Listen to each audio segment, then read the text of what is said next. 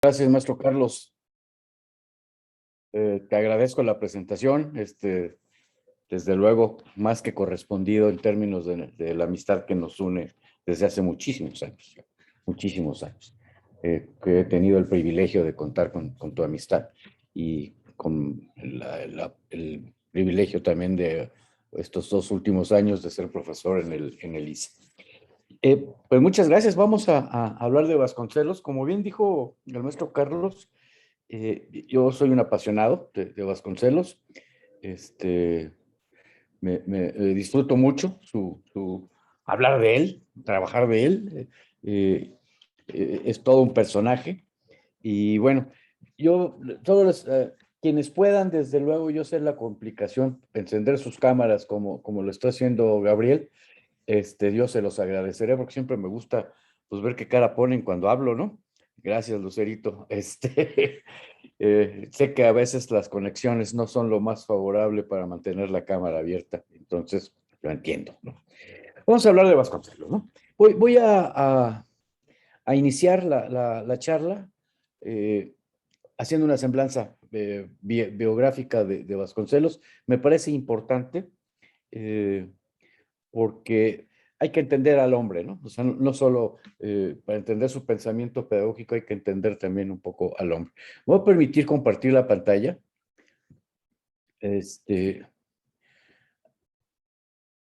Ahí está. Supongo que la están viendo, ¿verdad? Sí, Sí, gracias, doctor. Lucerito. Lo está bien, doctor. Muchas gracias. Muchas gracias. Muy bien. Vasconcelos, bueno, entre otras cosas, y seguramente muchos de ustedes lo saben, pues es paisano de ustedes, ¿no? Nació en Oaxaca. Eh,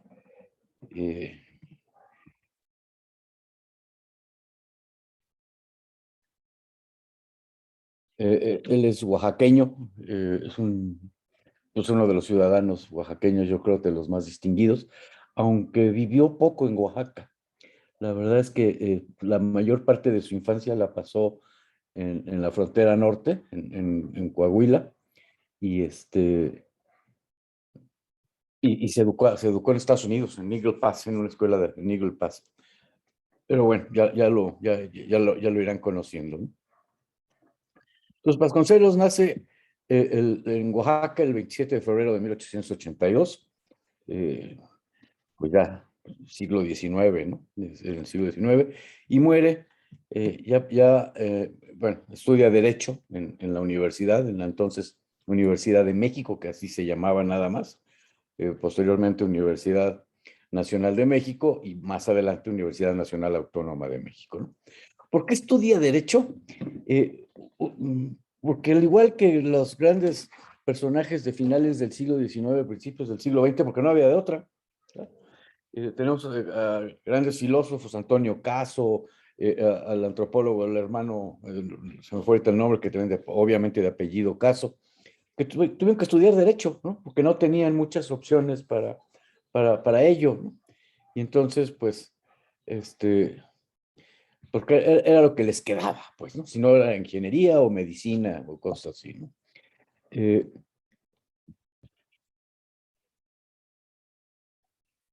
Eh, lo que les decía, ¿no? Se integra uno de los movimientos intelectuales, culturales, quizá más importantes de nuestro país, de principios del siglo XX, que es el Ateneo de la Juventud, donde estaban los hermanos Caso, Alfonso Reyes, en fin, toda la crema intelectual. Fíjense que le puse tiempo y entonces me está marcando el ritmo, cosa que me está gustando, porque así ya no me sigo de filo. Eh, Forma parte de este movimiento del Ateneo de la Juventud, que es muy importante y surge este Ateneo. Ustedes recordarán que a finales del Porfiriato, justamente, lo imperante en la educación en nuestro país era el positivismo de Augusto Comte. El Ateneo es un movimiento cultural que nace oponiéndose a este movimiento, ¿no? De hecho, hay unas conferencias, un libro editado por el Ateneo, son las conferencias del Ateneo, donde el propio Vasconcelos y los hermanos, y Caso, hijo de Antonio Caso, se lanzan duro contra el positivismo, ¿no? Y contra la formación, la educación positivista. Viene el movimiento que ustedes saben, que 1910 en nuestro país fue un año sensacional, la verdad, divertidísimo debe haber estado ese año en nuestro país, ¿no? Se cumple el centenario de la independencia y Porfirio Díaz organiza un mundo de eventos en celebración a ese centenario, entre otros, a la reapertura de la Universidad, la Universidad Nacional de México, ¿no? Porque estuvo cerrada muchos años, existían las facultades o lo que se llamaban Universidad de México, pero no existía, junto con impulsado por Justo Sierra, ¿no? Esta reapertura de la universidad y otros muchos eventos de celebración de la independencia. Pero también se anuncia que ya viene un posible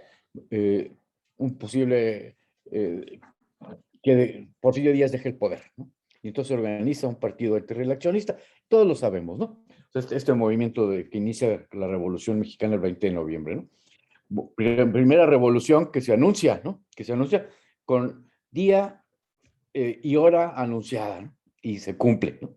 Se inicia el movimiento revolucionario en el día y la hora que había planteado el partido antirreeleccionista. Y Vasconcelos se integra a este partido en simpatía con Francisco I. Madero, ¿no? Quizá una de las personas que más admiró en la vida Vasconcelos y lo reconoce en sus obras autobiográficas es a Francisco I. Madero, ¿no? Después recordarán ustedes en 1914, ya estuvo un poco avanzada el proceso revolucionario, estaban consolidados los grupos revolucionarios, los principales cabecillas, Villa, Zapata, Obregón, Carranza, etcétera, y se convoca una asamblea, a una reunión de coincidencia entre los revolucionarios en la ciudad de Aguascalientes en 1914. En el teatro de la ciudad de Aguascalientes, que el día que anden ustedes por Aguascalientes, si es que no lo han hecho, vayan a visitar el teatro, es muy bonito teatro porfiriano, desde luego, con ese estilo que privaba en el siglo XIX, y hay muchas fotografías y todo de esta reunión, en donde se nombra, los revolucionarios se logran poner de acuerdo y nombran una presidencia provisional. Aquí Vasconcelos, en la convención de Aguascalientes, Vasconcelos escribe un tratado donde justifica por qué la convención tiene validez jurídica. Recordemos que era abogado, ¿verdad? Pero es una pieza deliciosa, hasta los que no somos abogados la podemos disfrutar mucho, ¿no? Ese documento, ese discurso que da, donde justifica por qué es válida la convención, ¿no? Esa convención nombra presidente provisional a Eulalio Gutiérrez, que era un agente revolucionario, un revolucionario simpatizante de Obregón, y él, ese presidente provisional, nombra a José Vasconcelos ministro de Instrucción Pública, en lo que era el ministerio, lo que existía en ese momento, ¿no? Hasta lo que tiene esa historia es padrísima, es muy divertida. Ustedes saben, Carranza reniega de la convención, de hecho la traiciona y dice, ahora yo soy el presidente y aquí se muelan conmigo porque yo voy a ser el presidente, y se hace el presidente, y luego llega Obregón a la Ciudad de México con su ejército, desde luego, persiguen a Carranza, lo matan a Carranza camino a Veracruz y toma el poder no propiamente Obregón, o una presidencia provisional que toma Adolfo de la Huerta, que era nombrado presidente provisional, y Adolfo de la Huerta nombra rector de la universidad a José Vasconcelos, el 4 de junio de 1920. Eran todos los años que tuvieron que pasar, ¿no? Para esto Vasconcelos iba y salía del país y regresaba y lo perseguían, estuvo en la cárcel junto con Eulalio Gutiérrez, fugó de la cárcel, bueno, toda una historia. puedo hablar más de 2 horas solo con la síntesis biográfica de Vasconcelos, porque es una vida apasionante, ¿no? Dice José Joaquín Blanco en su libro sobre Vasconcelos, dice que Vasconcelos o se le ama o se le odia, pero no puede uno quedar indiferente frente a la figura de Vasconcelos. Y en efecto, no puede uno quedar indiferente. Pero bueno, finalmente, después de andar a salto de mata el hombre, desde luego se casa, tiene hijos, todo también. Ahí anda con la esposa y los hijos por todos lados, se va a Estados Unidos, regresa, bueno, hace un desorden. Lo nombra Adolfo de la Huerta, rector de la universidad, se convoca a elecciones legales, gana Álvaro Obregón la presidencia de la República y nombra y ratifica a José Vasconcelos como rector de la universidad. Es muy importante darse cuenta que en ese momento no existe la secretaría, no existe una secretaría de educación pública. El Ministerio de Instrucción Pública había desaparecido o va a desaparecer en la Constitución del 17, de 1917, y todo el quehacer educativo era en los estados, era delegado a los estados, y en el caso de lo que eran los territorios federales, entre los cuales está la Ciudad de México, eran administrados por la universidad. Vasconcelos y Obregón se dan cuenta que la educación es un caos, ¿no? Bueno, el país en su totalidad después de la revolución, recuerden ustedes, más de 1 millón de muertos tuvimos con la revolución. De hecho, en los censos de 1910 y de 1922, creo que se hizo el censo, porque no se hizo en el 20, creo que fue en 1922, había 1 millón de personas menos, ¿no? O sea, murieron 1 millón más los que hayan sumado más del 1 millón porque nacieron más chiquillos y pues ya no se consideraron, ¿no? Entonces, un país deshecho, es lo que recibe Obregón, un país deshecho, y se dan cuenta que lo más importante en el ánimo del presidente Álvaro Obregón, pues es la educación del país, ¿no? Pero como ya dije, estaba centrado en en los gobiernos de los estados, porque no había ese Ministerio de Instrucción Pública. De hecho, la Constitución del 17 la cancela, y entonces se lanzan en lo que se le llamó la Ley Vasconcelos a modificar la ley para que la federación pudiera tener nuevamente la posibilidad de ejercer la educación. Y bueno, nombran, crean la Secretaría de Educación, cuyo decreto, por eso acaban de pasar los 100 años, se publica el 3 de octubre de 1921, donde ya se crea la Secretaría de Educación. Después de toda una historia. Esa charla también es muy linda. También me puedo quedar 2 horas hablando de la creación de la SEP. Y Vasconcelos no protesta como ministro cuando toma el poder Álvaro Obregón, porque no era secretario de Estado ni ministro de nada. Y entonces es hasta el 12 de octubre de 1921 cuando toma posesión de la Secretaría de Educación Pública. Y renuncia a esta secretaría el 2 de julio de 1924. Pues ustedes tomen nota, ¿no? Estamos hablando de que la acción educativa de Vasconcelos inicia el 4 de junio de 1920, déjenme ver si puedo poner el marcador. 4 de junio de 1920 y termina justamente el 2 de julio de 1924. Es decir, 4 años fue secretario, estuvo de responsable de la educación en este país, Vasconcelos. Y la obra que se emprendió, no vamos a hablar hoy vamos a hablar de la teoría pedagógica, la obra que se emprende como secretario de Educación Pública no tiene, hasta la fecha, no tiene igual. Es una obra magna, totalmente grande. La obra educativa más grande que ha visto este país se hizo con Vasconcelos. Recordemos que teníamos el 97% de la población era analfabeta en nuestro país. Entonces, la educación es un factor determinante para el desarrollo del país, para la consolidación del proceso revolucionario y para el desarrollo del país.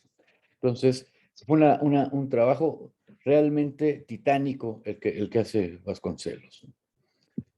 Claro, siempre con el apoyo de Álvaro Obregón, ¿no? Sin el apoyo de Álvaro Obregón no hubiera podido hacer nada, ¿no? En 1924, por desavenencias con Obregón, justamente, Vasconcelos se retira de la Secretaría de Educación Pública, no termina el periodo, se va, primero quiere ser, aquí no lo puse, quiere ser gobernador de Oaxaca y pierde las elecciones, le hicieron ahí una chicanada, y luego se postula como, se va otra vez a Estados Unidos, regresa, lo persiguen, en fin, ¿no? Regresa en 1929 a competir por la presidencia de la República como candidato a la presidencia, donde pierde también. Yo puedo decir, no pierde, le roban de manera asquerosa la presidencia, ¿no? Unas votaciones amañadas. Por eso Vasconcelos fue un personaje muchos años vetado de la historia de México, porque esto es cuando nace el PRI, en el famoso Partido Nacional Revolucionario, creo que se llamaba en aquel momento, que es el antecedente del PRI. Y le roban las elecciones, pero descaradamente. Parecía que solo él hubiera votado por sí mismo, ¿no? Después de que había hecho un movimiento impresionante, ¿no? De mover a las masas, la sociedad. Entonces le roban la elección. Y por eso lo vetaron, ¿no? Porque cada vez que se hablaba de Vasconcelos, pues estábamos pensando en cómo el PRI nace robándose las primeras elecciones en las que participa. Publica, y fíjense, ojo, en 1935 en Madrid, porque ahora ya vivían, es que vivió por todos lados, anduvo a salto de mata por todos lados. Publica en 1935 el libro de Robinson a Odiseo, que es justamente, es este libro que yo tengo, si se alcanza a ver, ¿verdad? Más o menos, porque tiene una película protectora, porque lo cuido mucho, es la primera edición, no hubo otra edición, es la única edición que hubo, así independiente. Yo lo conseguí justamente pues, en España, me fui a Madrid a buscarlo, y como no tenía nada que hacer, dije, pues voy a buscar el libro de Vasconcelos y que me voy a Madrid. La, lo conservo pues, con mucho cariño, ¿no? Pero fíjense que él dejó la Secretaría de Educación Pública en 1924. Publica su tratado pedagógico 11 años después. Esto es muy importante por lo que vamos a ver del contenido de lo que es la teoría pedagógica de Vasconcelos, ¿no? Publica en 1904, es que ahí es donde Vasconcelos es debatible, una revista que se llamaba Timón, que sus simpatizantes decían que era un timo esa revista, ¿no? Realmente, porque simpatiza con el eje eh, Berlín, Roma, Tokio, ¿no? Es decir, con los nazis, ¿no? Era una revista que apoyaba a los nazis. Era increíble, ¿no? Pero la verdad es que luego dicen que Vasconcelos era un fascista, no era cierto, no era un fascista, de ninguna manera un fascista, era un demócrata, lo demostró durante su participación en el movimiento revolucionario apoyando a Francisco I. Madero y después en el trabajo que hizo como secretario de Instrucción Pública. Lo que pasa es que odiaba a los gringos, entonces pues no hay remedio, ¿no? Como los odiaba, quería que perdieran todas, ¿no? Y vamos a ver ahorita, vamos a ver por qué los odiaba, ¿no? Entonces, pues acá, creo que se publicaron 2 o 3 números nada más de esa revista, pero eso sirvió para que los detractores de Vasconcelos siempre digan, es que era un fascista, ¿no? Y la otra parte de los detractores de Vasconcelos dicen que era un misógino, ¿no? Porque que golpeaba a las mujeres y que las maltrataba, porque sí tuvo varias, ¿eh? La verdad es que sí fuera. Pues le gustaban las mujeres, ¿qué le vamos a hacer, no? Entonces, y recordaron ustedes que una de las parejas que tuvo más sonadas fue María Antonieta Rivas Mercado, que se suicida en la Catedral de Notre Dame dándose un balazo en el corazón. Eh, no sé cómo le atinó, porque está bien difícil ponerse. Y además con una pistola que era de Vasconcelos. La pistola con la que se dispara era la pistola de Vasconcelos. Entonces, bueno, de ahí vino la otra fama de que no, que las castigaba y las torturaba tanto y las hacía sufrir tanto a las mujeres que terminaban como María Antonieta suicidándose. Tampoco es del todo cierto, ¿no?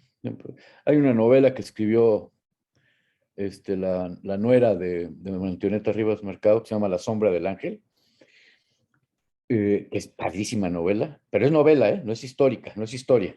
Hay que tenerlo presente. Pero ponen como lazo de cochino a Vasconcelos, ¿no? Lo pone muy mal, ¿no?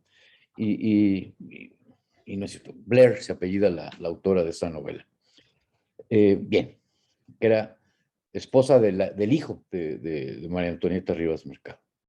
Entonces, bueno, la revista Timón, que fue un timo y que le valió estas cosas, y en 1943 es fundador del Colegio Nacional. Todos creo, sabemos, el Colegio Nacional es una de las instituciones más prestigiadas de nuestro país, que conjunta a la élite intelectual de mayor prestigio en nuestro país, ¿no? Hasta la fecha. Y también es miembro de la Academia Mexicana, lo nombran miembro de la Academia Mexicana de la Lengua, correspondiente de la Real Academia Española, ¿no? Porque escribía muy bien Vasconcelos, lo que sea, cada quien escribía muy bien. Lo nombran director de la Biblioteca México y ahí se queda hasta su muerte, queda como director de la Biblioteca México. Ya vimos que se muere en 1959. Dos frases identifican a Vasconcelos y lo que podríamos decir caracterizan la gestión de José Vasconcelos, no la gestión, la vida de José Vasconcelos, ¿no? Aquí se me fue. Son justamente, ¿no? Sufragio efectivo, no reelección. Él es el creador de esa frase, él se la dedica a, bueno, se la propone y se acepta a Francisco I. Madero para el partido antireeleccionista, ¿no? Y la otra, cuando siendo rector de la universidad, le da lema y escudo a la UNAM, creo que lo dice una de las láminas, creo que no lo mencioné, y es que pues, tan necio el libro quiere aparecer. Por mi raza lo hará el espíritu, ¿no? La famosísima frase que caracteriza a la hoy UNAM, hoy Autónoma de México. Antes no era autónoma, hasta el 29 se hace autónoma la Universidad Nacional, antes no lo es. Este es el libro, el que les estaba yo mostrando, que él le llama de Robinson a Odiseo, una pedagogía estructurativa. Otra vamos a ver por qué es eso de la pedagogía estructurativa y vamos a ver cómo hay correspondencia, a ver si nos da la vida para ello, con todas las corrientes constructivistas que en la actualidad están de moda, ¿no? Un visionario de alguna manera. También, como dije, es lógico que vean ustedes que una cosa es lo que hizo y otra cosa es la que escribió, aunque haya correspondencia, ¿no? Esos 11 años de diferencia entre que fue secretario de Educación y escribe su novela, no es novela, su tratado pedagógico, pasan cosas, desde luego, que Vasconcelos va incorporando en su propia actividad, en su pensamiento y en su estructura, ¿no? Yo no le he llamado teoría pedagógica, yo le denomino pensamiento pedagógico. ¿Por qué no le llamo teoría pedagógica? Porque no tiene propiamente el planteamiento que se hace, no es propiamente una teoría, son un conjunto de reflexiones con respecto al fenómeno educativo, pero que no alcanzan a articularse en una red teórica, ¿verdad? En una red conceptual que permita identificarlos como teoría, ¿no? Pues que le he llamado nada más, le llamo que es un pensamiento pedagógico, ¿no? Hay quien sí le llama teoría pedagógica, ¿eh? Incluso hay un libro publicado por una maestra, amiga mía, que ahorita he olvidado, Carmen se llama, pero he olvidado su apellido, y está editado por Trillas, y se llama teoría pedagógica. Bien, ¿por qué Robinson? ¿Qué era Robinson? ¿Qué le significaba o cuál era el sentido de por qué llamar de Robinson a Odiseo, ¿no? O sea, ¿por qué pasar el planteamiento que hace Vasconcelos en su libro es: dejemos de ser Robinson o de estar formando Robinsons y formemos Odiseos? Porque ¿qué le significa Robinson? Robinson para él es por el Robinson, el de la novela también, ¿no? El que queda, así se llama la novela, ¿no? Robinson Crusoe, ¿no? Se llama la novela.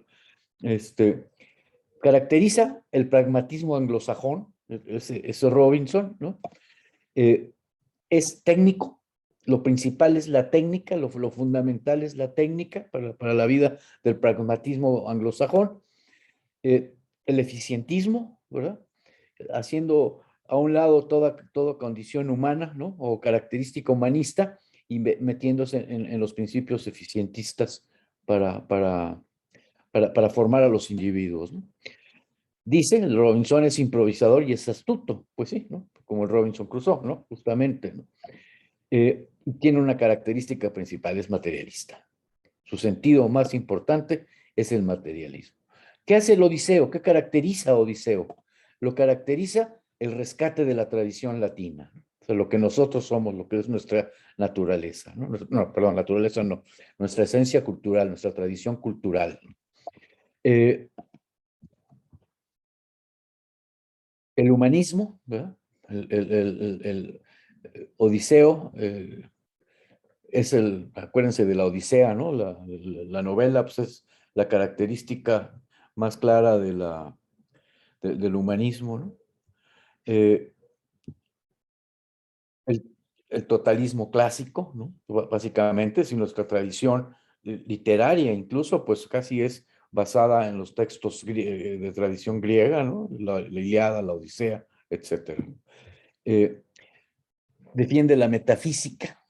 Hay un pensamiento, en el pensamiento latino y en el nuestro, ¿no? El que traemos la influencia de los españoles, de nuestra cultura. Voy a hablar un poquito de lo que es la raza cósmica, porque permite redondear esta idea de Robinson a Odiseo, ¿no? Entonces, hay una metafísica que está involucrada en el ser de Odiseo, y sobre todo, Odiseo es la búsqueda y conquista del absoluto.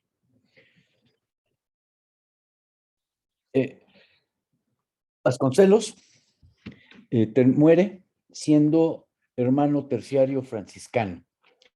¿Qué significa esto? Significa que era franciscano, no, pero no era. ¿Por qué terciario? Porque no son ni sacerdotes ni monjes, ¿no? Son laicos los hermanos terciarios, pero viven los valores franciscanos, ¿no? Desde lo religioso especialmente, ¿no? Él muere siendo hermano terciario franciscano, con un pensamiento católico, iba a decir cristiano, pero aquí no puedo caracterizarlo solo como cristiano, sino específicamente católico, muy marcado, ¿no? Sobre todo muy marcado en sus últimos años, ¿no? Fíjense ustedes que es paradójico, bueno, como todos los seres humanos, ¿no? Somos paradójicos en muchos aspectos de nuestra vida.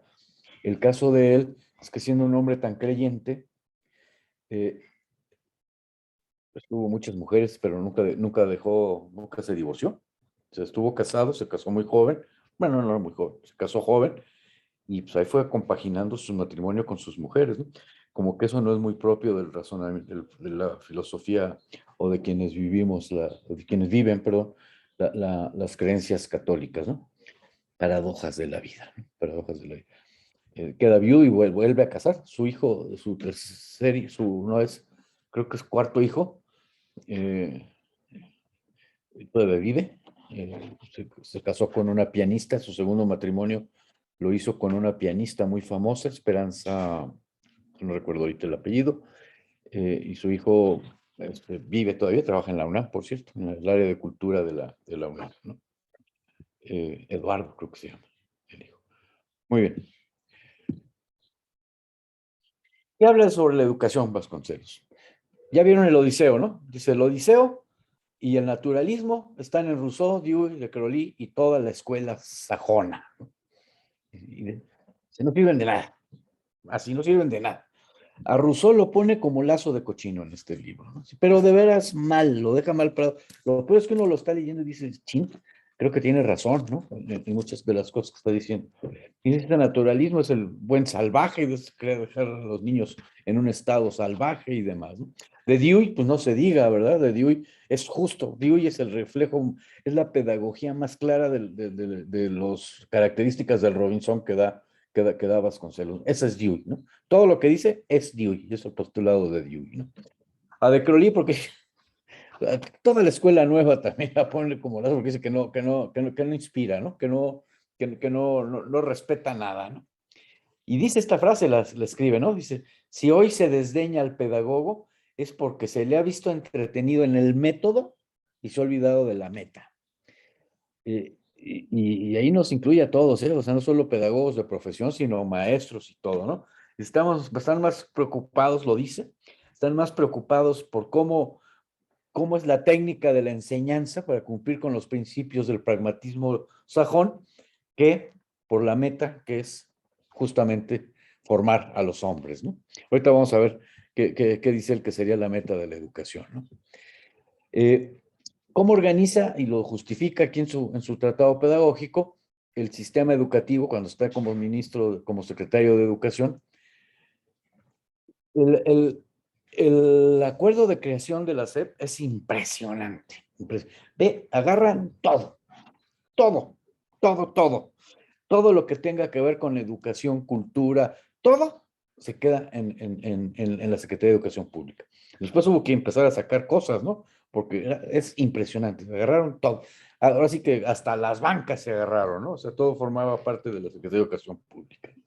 Y divide la Secretaría en 3 departamentos, que era el departamento de escuelas, que es el que veía justamente todo lo que tenía que ver con la escolaridad, las primarias, las secundarias. Recuerden que hasta la secundaria se crea después, pero todo lo que es la educación escolarizada la tenía organizada. La universidad misma dependía de este departamento de escuelas. Después, el departamento de bibliotecas. Recuerden que el caso de Vasconcelos, la gestión de Vasconcelos, una de las mayores aportaciones que hace Vasconcelos son las publicaciones, la publicación de los clásicos, por la que fue tan criticado, ¿no? Y la creación de bibliotecas por todos lados, creó muchísimas bibliotecas, incluso las bibliotecas escolares, ¿no? Y genera una escuela tipo, ¿no? ¿Cómo debieran ser las escuelas en general, ¿no? Las justifica también en su libro y como ministro se construyen por lo menos 3 en la Ciudad de México que yo identifico, que todavía subsisten las escuelas. Una se llama Benito Juárez, la otra es el Centro Escolar Revolución y la tercera se me olvidó. Pero con alberca, con canchas deportivas, con baños, con regadera, en fin, ¿no? Con una escuela pues, realmente bonita, ¿no? De primer mundo, podríamos decir ahora, ¿no? Y el Departamento de Bellas Artes. Recuerden ustedes también que hay quien dice que la acción educativa de Vasconcelos es más una acción cultural que una acción educativa, ¿no? El muralismo, ¿no? El muralismo no era nada hasta que llegó Vasconcelos a la Secretaría de Educación Pública, ¿no? Y impulsó el muralismo. Y luego le pagaron re mal todos los muralistas, pero bueno, Siqueiros, todos ellos, ¿no? Y crea 2 departamentos provisionales que se llaman el Departamento de Enseñanza Indígena y el Departamento de Desanalfabetización. Vasconcelos, esto ahorita, si alguien sostuviera las ideas de Vasconcelos en este momento, pues lo linchábamos, ¿no? Porque Vasconcelos sostiene que las culturas tradicionales indígenas, pues no tenían por qué subsistir, que había que integrarlas a la civilización. Entonces el Departamento de Enseñanza Indígena lo que tenía como propósito era justamente educar a las comunidades que tenían población indígena, pero para irlas incorporando al proceso civilizatorio, así lo dice él, al proceso civilizatorio de nuestro país, ¿no? Y la de desanalfabetización, pues porque él decía, si el día que alfabeticemos a todos, pues ese departamento ya no tiene sentido. Digo, no lo hemos logrado hasta ahorita, ¿no? Tener cero, que no haya analfabetas en el país, ¿no? No lo hemos logrado.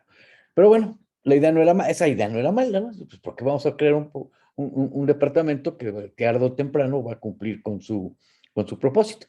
De hecho, Vasconcelos hace la primera campaña de alfabetización que ha tenido en este país, que tuvo tremendo éxito, y además era fascinante, ¿no? Bueno, yo obviamente no lo viví, pero era fascinante, ¿no? En las colonias urbanas de las ciudades, incluyendo la Ciudad de México y en otras grandes ciudades como Monterrey, Guadalajara, etcétera, la gente del pueblo, educando a la gente del pueblo, ¿no? Enseñándole a leer a la gente del pueblo. Entonces, hay hasta por ahí una película donde se ve que es en un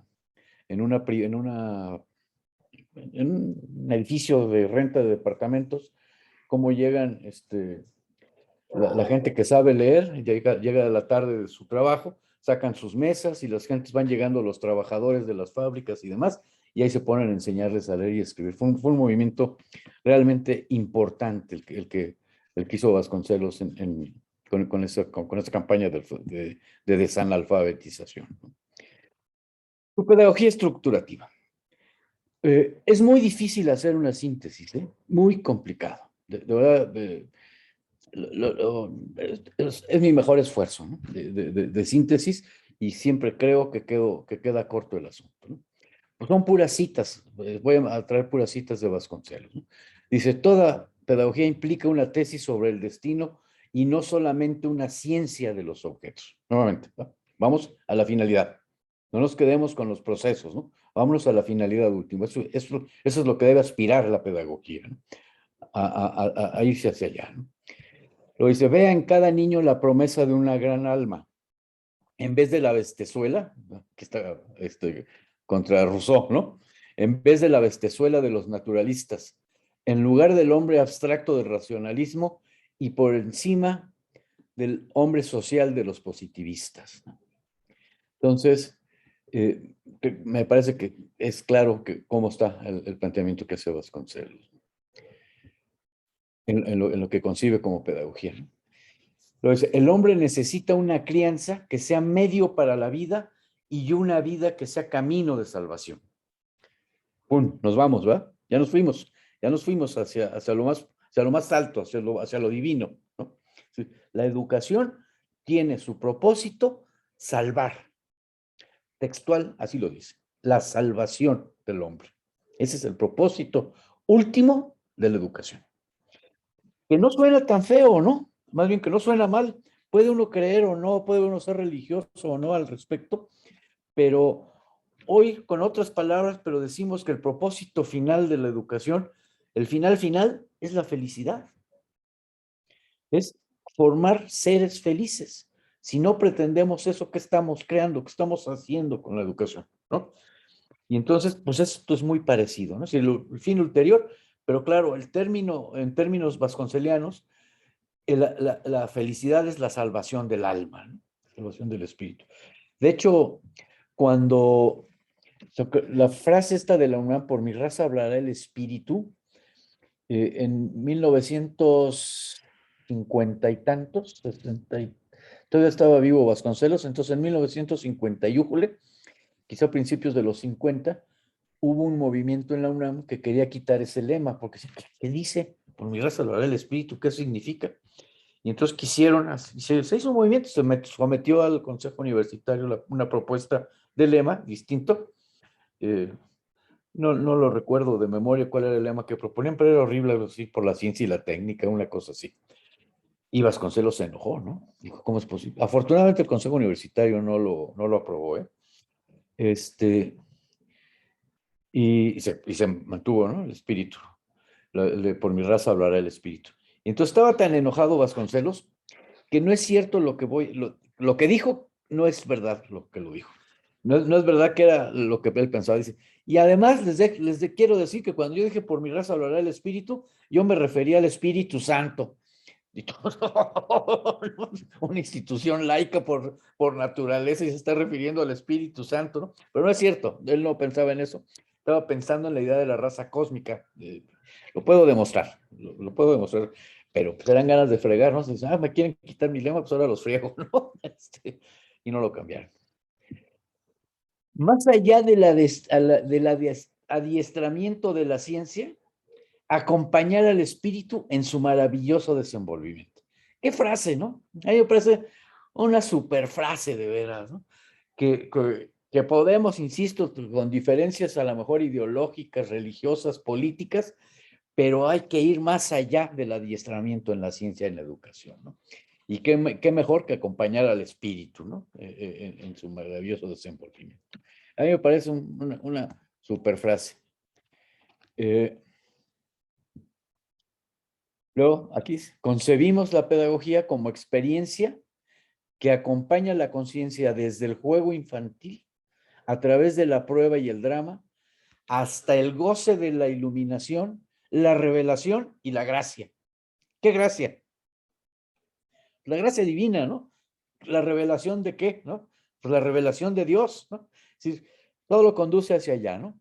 Y son frases tomadas de aquí, ¿eh? Son textuales, ¿no? O sea, no es que lo dijo en otro lado, ¿no? Lo dijo en su planteamiento de lo que es la pedagogía estructurativa, ¿no?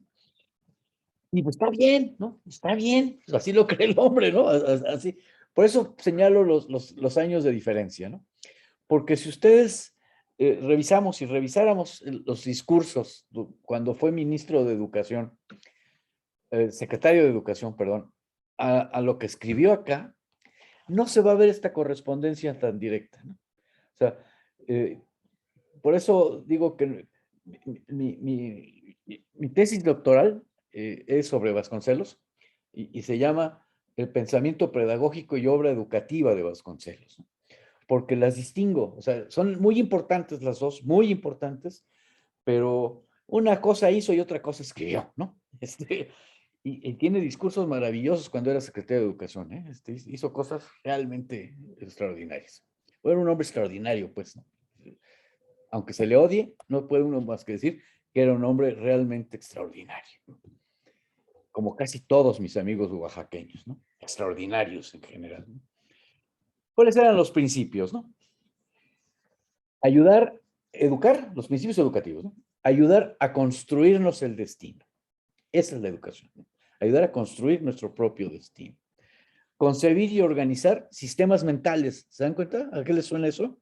¿Verdad? Estamos hablando de sistemas de construcción de conocimiento, ¿no? Justamente, ¿no? Relacionar lo disperso según un orden vital. Ahorita voy a hacer una pequeña comentario sobre esto. E incitar el desarrollo de la persona hacia la unidad. ¿Por qué hacia la unidad? Porque es la filosofía vasconceliana. Recuerden ustedes que Vasconcelos escribió como loco, hay una edición de sus obras completas, yo la tengo mucho, todo lo que escribió Vasconcelos lo tengo. Y muchos los tengo en primeras y segundas ediciones, ¿no? Mi hobby durante muchos años fue meterme a las librerías de viejo a buscar libros de Vasconcelos, sobre Vasconcelos o de Vasconcelos, ¿no?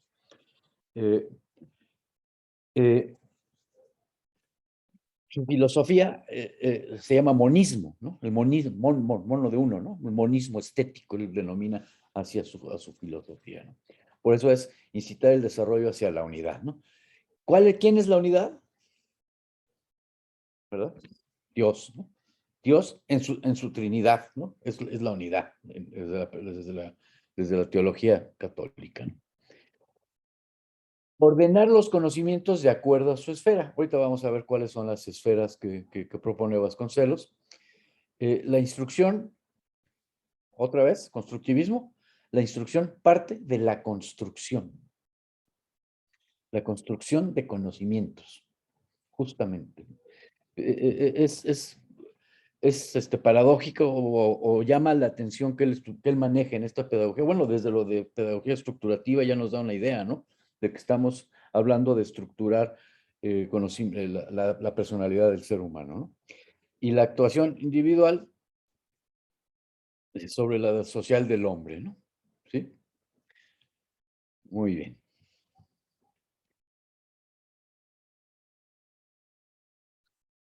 Educación para la salvación. ¿La salvación de qué? Ya sabemos, ¿no? La salvación del alma, ¿no? La salvación del espíritu. Que no sé si es lo mismo alma y espíritu. Su filosofía, el monismo estético, ¿no? La finalidad es el uno, ¿no? Por de ahí el monismo, ¿no? El uno, ¿no? El uno es la divinidad, es lo máximo, lo que encontramos. Es una idea que toma de Plotino, que fue un filósofo Ay, hay la duda si era griego o romano. Creo que era romano. Creo que era romano. Latino, pues.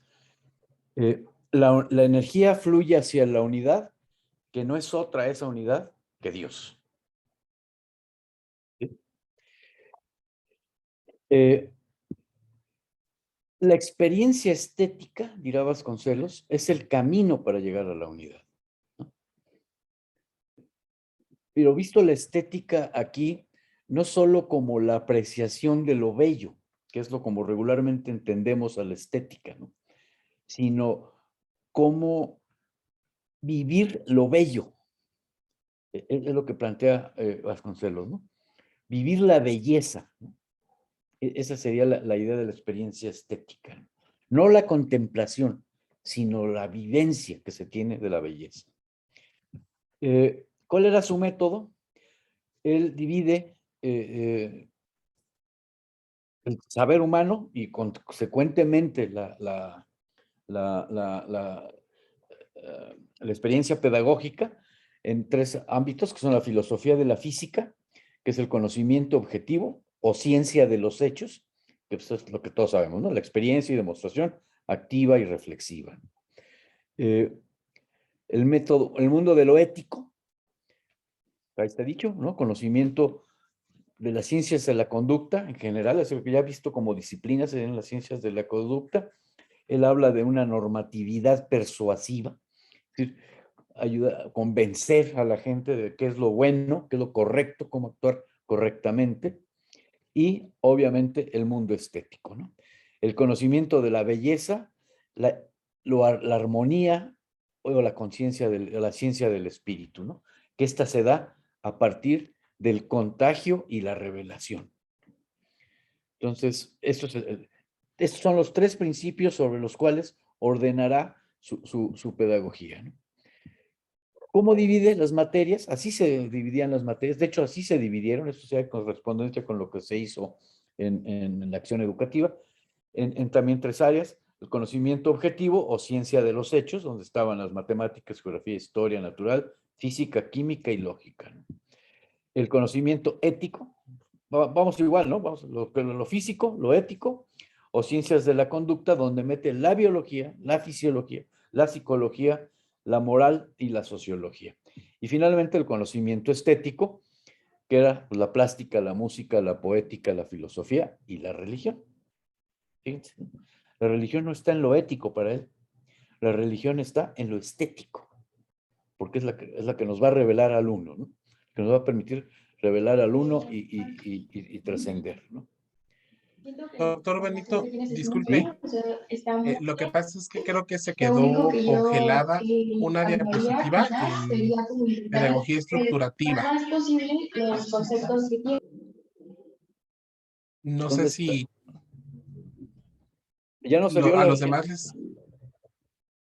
Bueno, esta sí en mi pantalla, doctor, solo se ve una diapositiva que dice pedagogía estructurativa, pero madre creo de que ya Dios, avanzó. no, pues ya muchísimo. Todo lo que he Ajá, dicho. entonces no sé si pudiera volver a compartirla, por A favor, ver, o quiere voy a que le dejar de apoye. compartir y voy a Ok, luego otra vez a volver a compartir, ¿no? sí, gracias, doctor, qué Para ver. amable. Pero bueno, pero sí se me oía, por lo menos, Sí, todo el rollo que estuve todo bien, diciendo. doctor. Ok. Simplemente, digamos, le quise avisar para que haya correspondencia en la diapositiva y lo que está usted explicando. Gracias. Ahí está otra vez, ¿no? Sí, Sí. ya se ve, ya avanzó. Ok, perfecto. Entonces, bueno, era esto, todo esto que dije Sí, lo estaba yo leyendo de estas láminas, ¿no? O sea, no, por eso les decía yo que eran citas textuales tomadas del libro de Vasconcelos, ¿no? Eh, esto de la revelación y la gracia, ¿no? Los principios. Sí, es que me dice que no estaban, pero hasta ahorita me puso el letrero que no estaban pudiendo ver la presentación. sí, Los principios que ya los platicamos, ¿no? La ordenación, de acuerdo a su esfera, ya vimos las esferas, las que mencioné adelante. La instrucción parte de la construcción, la actuación individual, la social del hombre, la educación para la salvación, ¿no? su filosofía, el monismo estético, la finalidad es el uno, ya dijimos, y el uno es Dios, ¿no? Y la experiencia estética es el camino para llegar a la unidad, ¿no? Y el método, ya lo mencioné también, la filosofía de la física, el mundo de lo ético y el mundo de lo estético, ¿no? Y luego ahí mismo sus materias se dividen en estos tres aspectos, ¿no? El conocimiento objetivo o la física, el conocimiento ético o las ciencias de la conducta y el conocimiento estético, en las que están, y aquí hacía la mención de que la religión él la pone en la parte estética y no en la parte ética, como regularmente nosotros solemos verla, ¿no? Y creo que ahí me quedé, ¿no? Allí vamos, ¿no? Así es, doctor. Luego, Gracias. no, al contrario, te agradezco a ti, pues yo estaba aquí como loquito. Este, los periodos del pensamiento, ¿no? Habla de que son tres. Fíjense cómo todos son trinidades, ¿eh? En todo vamos de tres en tres, ¿no? De tres en tres.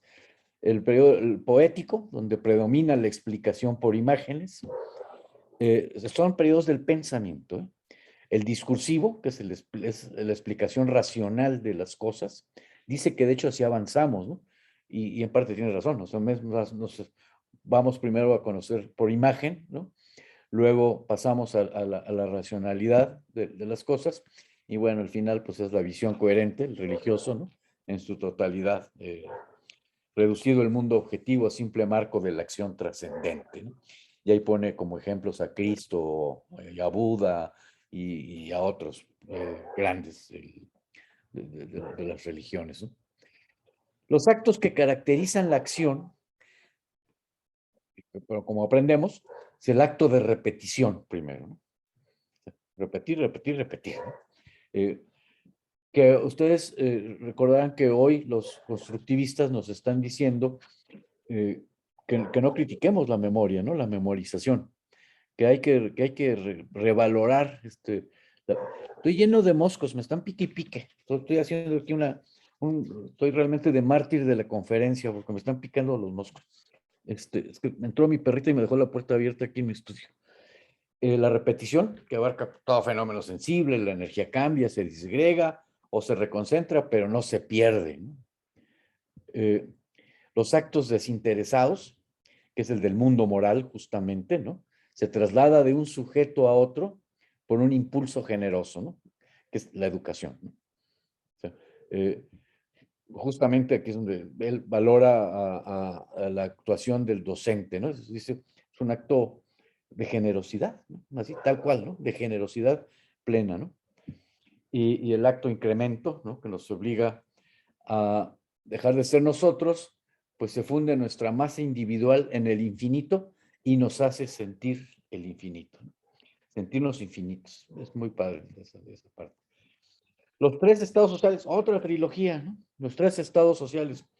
El material o guerrero, así dice que avanza la civilización, ¿no?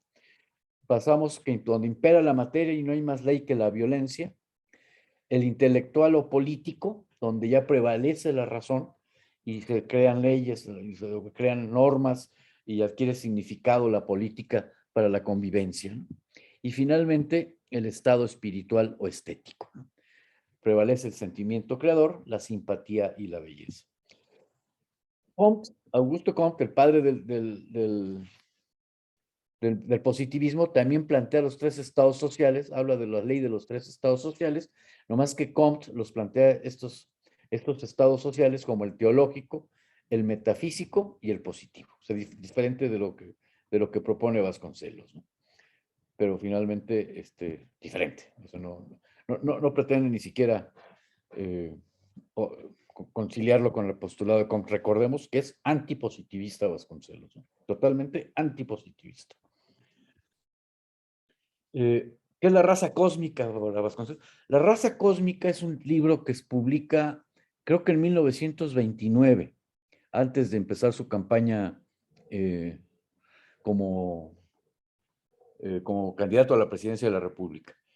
Y, y anterior también a su planteamiento pedagógico, obviamente, dijimos que es de 1935, ¿no?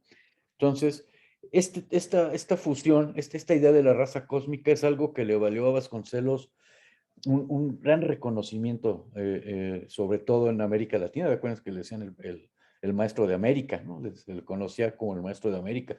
Recibió reconocimientos en casi todos los países latinoamericanos, ¿no? A su actividad. Obviamente, ¿cuál es la raza cósmica? El mestizaje, nosotros, ¿no? Nosotros somos lo característico de la raza cósmica, ¿no? Nos dice que somos la quinta raza, ¿no? Recuérdense, blancos, negros, amarillos, café, no, me falta uno. Blancos, negros, amarillos, no recuerdo, y nosotros, los cafés, ¿no? Los de raza, los de la quinta raza, ¿no? La raza que va a dominar el mundo, dice Vasconcelos, ¿no? Ahí está, ¿no? En el suelo de América hallará término la dispersión. Allí se consumará la unidad por el triunfo del amor fecundo y la superación de todas las estirpes. Nos conjuntamos todas, las 4 razas generan esta mezcla, este mestizaje, que somos la quinta raza, ¿no? Lo que de allí va a salir es la raza definitiva, la raza síntesis o raza integral, hecha con el genio, con la sangre de todos los pueblos y por lo mismo capaz de la verdadera fraternidad y de una visión realmente universal. Caray, qué padre, ¿no? La verdad es que sí, a mí me gusta, pero que ya hice algo raro. Me emocioné tanto que ya hice algo raro. Ahí está. Siguen viendo lo mismo, ¿verdad? Sí. Sí, Es que doctor. me apareció otra pantalla alterna. Somos los dueños del mundo, ¿no? Somos los herederos del mundo, según Vasconcelos, ¿no? Y yo lo comparto, ¿eh? Yo también lo creo. O quisiera creerlo porque, porque formo parte de esta quinta raza, ¿no? Heredero de las 4 razas anteriores, ¿no? Entonces, pues suena bonito y uno se siente a todo dar, ¿no? Las misiones culturales, me recuerda Gabriel, claro, pero esa es de su acción, de su acción educativa, Gabriel, ¿no? De su acción, de las misiones culturales. De hecho, yo hace poco estuve, no hace poco, hace algunos años, ahí en la ciudad de Oaxaca, hubo una reunión de misiones culturales que todavía existen, por cierto, todavía siguen vigentes, y me hicieron favor de invitarme para hablar de la creación de las misiones culturales, y ahí fue en Oaxaca esa reunión, y la disfruté muchísimo, cabrón. Bueno, esto es para romper un poquito la seriedad, ¿no? La estética está de pelos, ¿no? Pues sí, ¿no? Dos estéticas ahí, nada más, no tiene ningún sentido, pues, ¿no? Nada más será, porque viene la educación estética. Este, Formar el espíritu, ¿no? Esa es la intención, ¿no? De la educación, formar el espíritu. Elevar la condición del hombre a un plano superior, quitarle ese sentido de corporalidad solamente, ¿no? Y llevarlo justamente al estado espiritual, un estado espiritual, ¿no? Confrontar con el objeto de conocimiento, ¿no? Como nos lo plantean los constructivistas, ¿no? ¿Sí? ¿Qué es el constructivismo? Es cómo yo me confronto con un objeto de conocimiento y cómo me apropio de él, ¿no? Del conocimiento, desde luego, ¿no? Y lo genero, ¿no? Obviamente la apreciación del arte, ¿no? Sin duda, esto es propio de la educación vasconcelista, los clásicos. No hay nada más importante que leer, por decirlo de alguna manera, que los clásicos, ¿no? Si uno no conoce los clásicos, Vasconcelos diría, uno ignora realmente lo que es la cultura. Eh, Al arte como sensualidad o como superación, ¿no? Y el arte me va a llevar, por eso es arte y metafísica, me va a llevar a esto, ¿no? Al uno, ¿verdad? A la unidad, me va a conducir a la unidad.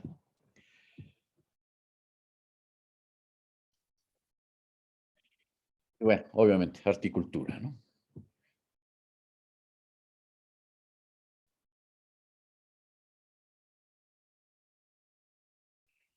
La revelación del arte, seguimos con la educación estética porque está de pelos, ¿no? La revelación del arte, justamente, no solo de las bellas artes, ¿eh? Hay que recordar eso. Vasconcelos impulsa mucho y reconoce mucho la habilidad de nuestros artesanos, ¿no? De las distintas expresiones y demás, ¿no? Y incluso señala abiertamente que esa es la naturaleza estética de nuestras culturas, ¿no? Nuestra capacidad artesanal, ¿no? Dice, hay en el arte maneras específicas de conocimiento, el ritmo y la melodía, la dicha y el pavor. El arte no convence ni invita al aprovechamiento, no persuade ni inquieta el sentido de la responsabilidad. Simplemente fascina y engendra dicha. ¿No? Sí. Frases, ¿no? La civilización, ¿no? Recordemos fíjense que aquí en este libro viene lo que debe hacer un profesor cuando ingresan los alumnos a la escuela. ¿Saben qué es lo primero que tiene que hacer un profesor de acuerdo con esto, cuando llega el alumno a la escuela? Quitarle los piojos, desempiojar a los niños y bañarlos. Lógicamente, ¿no? Ubiquémonos en 1921-22, ¿no? País miserable que viene del movimiento revolucionario sanguinario. Obviamente, ¿qué pensar de servicios de agua potable, luz y demás? Nada, ¿no? Entonces, el principal problema que asegura Vasconcelos que tienen nuestros niños es la higiene. De hecho, dedica un capítulo completo a la higiene, completito, el capítulo a la higiene, ¿no? Y por eso dice, lo primero es quitarles los piojos a los niños. Doctor Guillén, sí, perdón que me interrumpa, muy breve. De hecho, dentro de las misiones culturales, había dentro de esas jornadas de capacitación cursos sobre puericultura, ¿no? Uno lo dice, ¿cómo es posible? Pero la gente estaba muy agradecida, pero al final voy a comentar, discúlpeme. Sí, no, adelante, bienvenido, gracias por el comentario. Fíjate, Gabriel, las misiones culturales son un caso de verdad digno de revisarse y de analizarse, ¿no? Las primeras misiones culturales, recuerden ustedes, Gabriel seguramente lo sabes, iba Gabriela Mistral, iba Alfonso Caso, Antonio Caso, ya me acordé del nombre de los dos Casos, Alfonso y Antonio, ellos iban a las comunidades de ahí, siempre iba un maestro, que es el que habilitaba, es cuando empezaron los maestros habilitados, tienen otro nombre, pero la idea es... Los apóstoles. Bueno, sí, siempre fueron, él siempre consideró apóstoles. Hay una carta que escribe para un discurso que da el Día de los Maestros y otro que da en Washington, en el City Hall, que son bellísimos, es que escribía muy bien, pues por eso fue académico de la lengua, ¿no? Y nos habla de los maestros y dice, bueno, ¿qué no dice de los maestros, no? Si ustedes que vienen aquí desarrapados, sin esperanza, están encontrando el verdadero camino. Ahora sí lo vamos a encontrar, vamos a reivindicar, vamos a quitar, pero acuérdate que es por contagio, ¿no? O sea, el alcanzar el uno es por contagio. Entonces, el maestro, pues, ¿cómo puede contagiar? Pues viviendo la unidad también, ¿no? Buscando la unidad es como puede contagiar el amor a la unidad o hacia la civilización, ¿no? Un caso, las misiones culturales, entonces habilitaban a un miembro de la comunidad al que ya sabía leer por alguna razón, y lo dejaban como maestro, y ya se iban a otro lugar, y le dejaban una biblioteca, un acervo de libros, y pues, lo dejaban habilitado, y ya lo contrataban como maestro, ¿no? Y así fueron, ¿no? Pero eran comunidades, iban pintores, bueno, ¿no? ¿Quién no estuvo en una misión cultural de los grandes intelectuales de la época, ¿no? Todos anduvieron de misiones culturales. Ya después, bueno, pues, obviamente no se podía mantener ese nivel de las misiones, porque más había que no podían andar por todos lados, ¿no? Entonces, la civilización es lo que ahí dice, ¿no? Sostiene que la civilización es fruto del genio del espíritu, ¿no? Y ya acabé. Ah, qué bueno. Estaba preocupado. Ya acabé. Perdón, no sé ni cuánto tiempo invertí, pero bueno, yo les agradezco mucho. Están mis datos para quien quiera contactarme. Y se me olvidó que tengo un canal de YouTube, que no lo puse, que se llama Viviendo en Pedagógico, donde estoy haciendo cosas que a mí me divierten. Pues espero que a todo el mundo le diviertan también, pero están siendo interesantes en mi canal de YouTube. Entonces, muchas gracias, estoy a sus órdenes completamente. Pueden decirme lo que quieran, hasta lo de qué me voy a morir. aunque eso yo ya sé de qué me voy a morir, no es necesario que me lo digan. Muchas gracias, doctor Benito. Como siempre, es un verdadero gusto, pues, escucharle, interactuar con usted y sobre todo, pues, compartir, ¿no? Mucha de esa experiencia y este estudio, porque, como bien decía usted, ¿no? Sabemos que es usted un estudioso de muchos temas, entre ellos precisamente, pues, toda la trayectoria, toda la vida, toda la obra de José Vasconcelos. Por eso es que en esta conferencia sobre el pensamiento pedagógico de José Vasconcelos, pues usted es una persona muy indicada porque justamente, como decía, su tesis doctoral versó precisamente sobre este análisis, ¿no? De todos los planteamientos vasconcelistas y sobre todo, pues el haber, digamos, identificado en este caso, pues diferentes elementos desde el punto de vista, pues educativo en cuanto a la obra pedagógica, lo que escribió el propio Vasconcelos, pero también esas acciones, ¿no? Esas acciones en el ámbito educativo y en la consolidación de nuestro sistema educativo nacional. En ese sentido, pues aperturamos el espacio si alguna o alguno de los asistentes quisiera pues plantear alguna pregunta. Al doctor Benito sé que le gusta que le hagan las preguntas de forma directa, Sí, pero pues bueno, Gabriel tenía vamos un a, comentario más sobre las misiones, ¿no, Gabriel? Digo, sí, Gabriel. muy bien. Doctor Gabriel, ¿quería comentar algo? Claro que sí, muchas gracias, maestro Benito. Me da mucho gusto, como siempre, verlo ahora por estos medios. Y bueno, Gracias, tuve Gabriel. la oportunidad también de ser su estudiante entre el 2006, más o menos, en el contexto del conflicto magisterial en la ciudad de Oaxaca, Cierto, y sí. como estudiante de movilidad en la Facultad de En la Filosofía y Letras, facultad. Ajá. Colegio de Pedagogía, maestro Benito. Sí, qué gusto. Ajá, sí, sí, claro, te recuerdo, Gabriel, claro. Claro, gracias. En ese contexto, pues tuve la ocasión también de visitar diferentes bibliotecas y yo recuerdo que fue entre el 2006 2007. Tuve la oportunidad de visitar, bueno, lo que fue el Palacio Negro de Lecumberri, el Archivo Ujú, General de el la archivo Nación. general. Ujú. Así es. Y en ese momento había una sección, no recuerdo literalmente el nombre, pero era sobre educación. Y venían por periodos o etapas. Y justamente ese periodo me interesó mucho. Y se pueden ver ahí en el archivo general trazos así muy formales, de hecho, de todo el recorrido que implicaba las misiones culturales. O sea, Ujú. trazaban la ruta. No era de solamente, a ver, tú vete con tantos y había una intencionalidad, había una lógica formativa de llevar educación a los lugares más apartados. Pues, Narran por ahí algunos fragmentos, yo pude ver ahí los mapas de trazos, narran los fragmentos por ahí al margen de los mapas, que muchas comunidades incluso solicitaban nuevamente que esas misiones regresaran a la ujú, comunidad, ujú, ujú. dado que les enseñaban artes, oficios, no solamente las primeras letras, leer y escribir, sino actividades de puericultura propiamente como materias propias.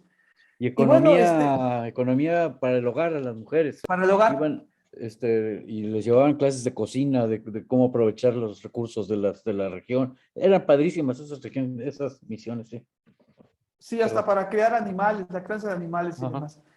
Y bueno, en función a eso, doctor Benito, al día de hoy, incluso en la ciudad de Oaxaca, existe un área de misiones culturales y pues pareciera incluso, ¿no? Un poco fuera de la realidad, pero se siguen dando este tipo de actividades, maestro. La realidad no ha cambiado mucho, al menos en esta parte del sur de la República, aún está Lamentablemente. presente, sí, sí, claro, lamentablemente, y de ahí radica el hecho de la intencionalidad de las misiones culturales. Incluso no se ha visto como una competencia o incluso como una lógica que puede entorpecer el trabajo del propio Instituto Estatal de Educación de Adultos, del IEA Oaxaca, Ujú. ¿no? Esos coexisten de manera alternativa y cada quien con sus propias lógicas y funciones. Eso sería mi comentario, doctor Benito. Muchas Gracias. gracias, Gabriel. Sí, muchas gracias, te lo aprecio. Sí, te digo que yo fui invitado a una reunión allí en Oaxaca con los nuestros misioneros. Este, yo de verdad reconozco y admiro su trabajo, y también otro que admiro y reconozco, y también estuve en Oaxaca, tuve oportunidad de conocer esa labor, o alguna parte de esa labor de CONAFE, ¿no? de los jovencitos que están haciendo servicio como profesores en CONAFE, ¿no?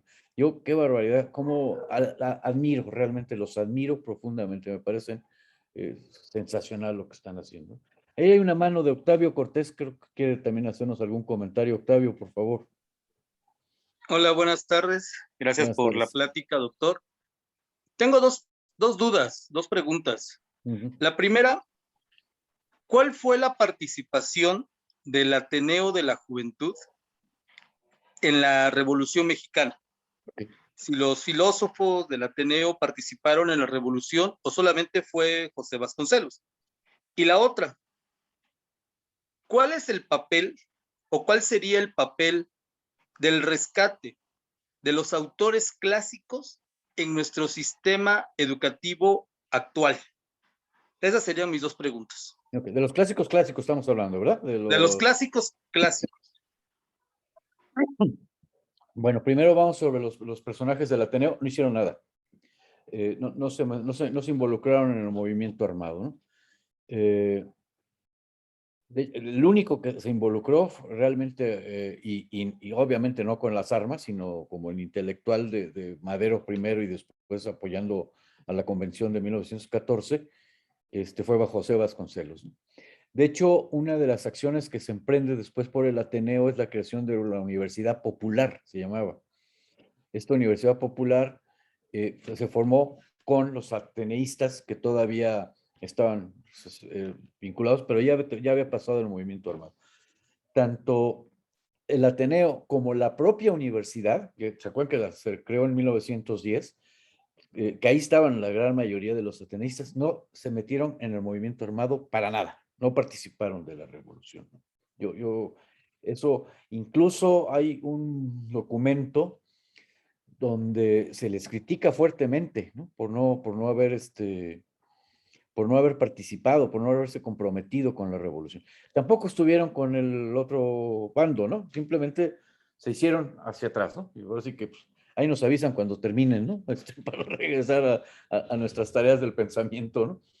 De lo segundo, de los clásicos, yo creo que es fundamental conocer a los clásicos, ¿no? Lo considero fundamental. Entender el pensamiento filosófico actual no es posible si no has entendido el pensamiento de los clásicos, ¿no? Incluso entender nuestra propia disciplina, el quehacer pedagógico, sin entender los diálogos de Platón, ¿no? Por ejemplo, ¿no? No podemos, ¿no? Yo creo que es fundamental. Y yo preferiría que mis alumnos leyeran a un clásico a que leyeran 5 libros de alguien. Claro, estoy exagerando, ¿eh? Es una caricatura, ¿no? A que leyeran 5 libros de alguien que nadie lo va a recordar mañana, ¿no? Pero yo creo que sigue siendo muy importante la lectura de los clásicos. Creo que tenemos que regresar a los clásicos, lo hemos olvidado.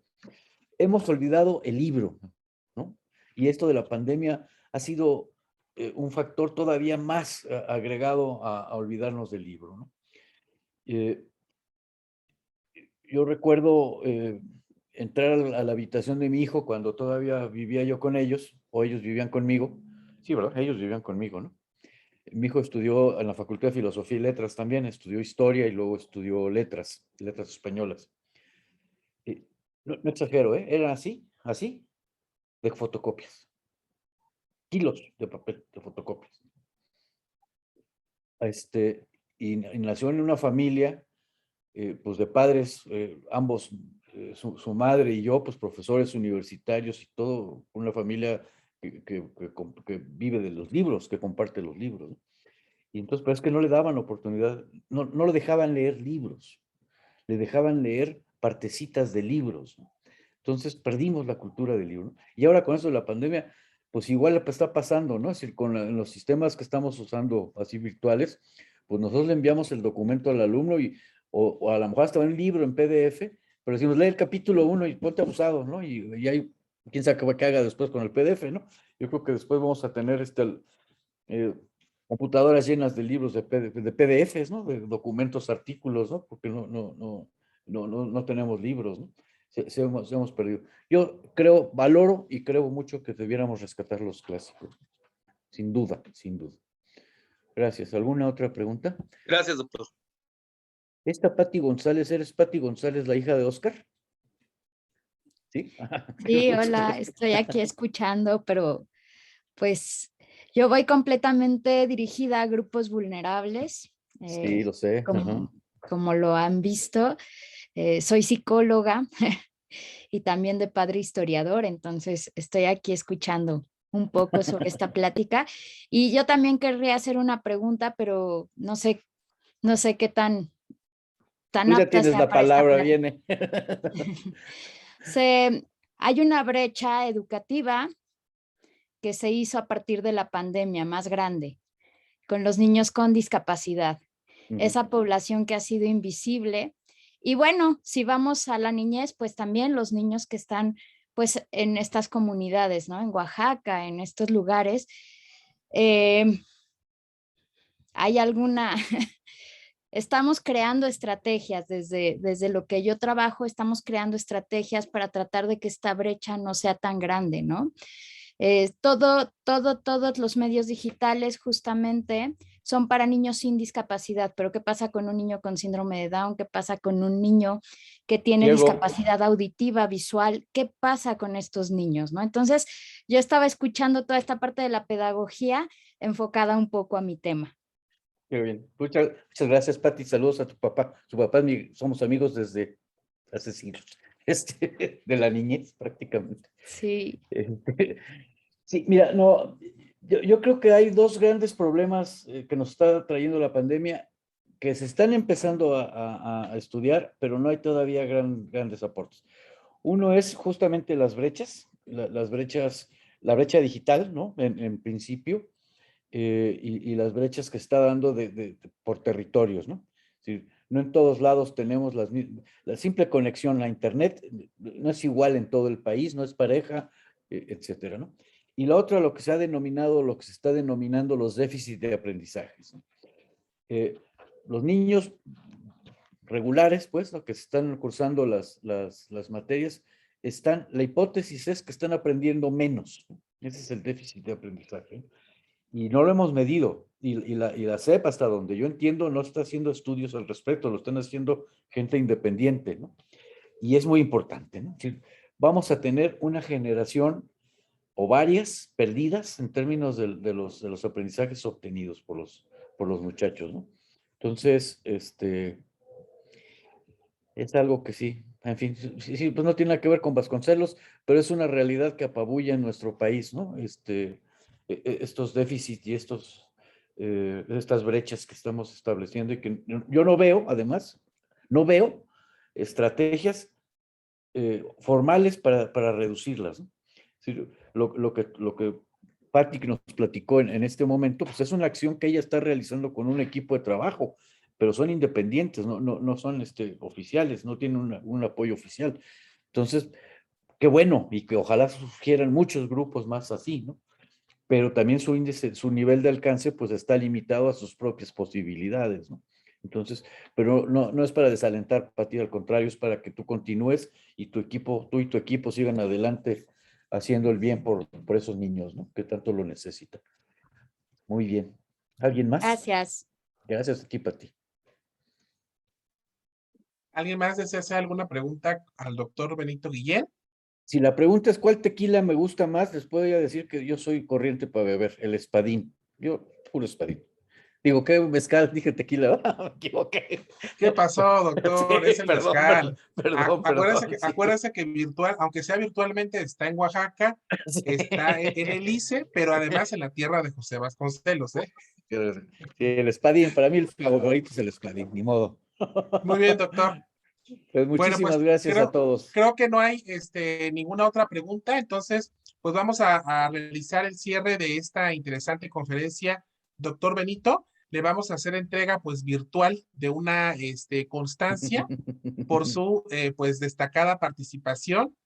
Y bueno, Eso voy a es. permitirme darle lectura. La presente constancia se otorga al doctor Benito Guillén Bella por haber impartido la conferencia titulada Pensamiento Pedagógico de José Vasconcelos, hoy 20 de octubre de 2021, dirigida pues a la comunidad del Instituto de Ciencias de la Educación de la Universidad Autónoma Benito Juárez de Oaxaca, y firma esta constancia el director del instituto, el maestro Héctor Aguilar.